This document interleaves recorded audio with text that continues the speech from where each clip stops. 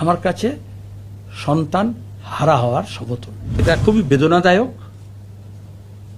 আমার কাছে নতুন প্রজন্মের একটা ছেলে মেয়ে পার্টির অনেক পার্টিকে ইনভেস্ট করতে হয়, মুভমেন্ট, আন্দোলন, সংগ্রাম, প্রচার, লড়াই। তার থেকে তারপর আমরা চাই এটা থেকে পার্টি যাতে লং টাইম ডিভিডেন্ড তোলে, জনগণ তোলে, শ্রেণী আন্দোলন তোলে। আমার ক্ষেত্রে তাই করেছে পার্টি, সবার ক্ষেত্রে তাই করে।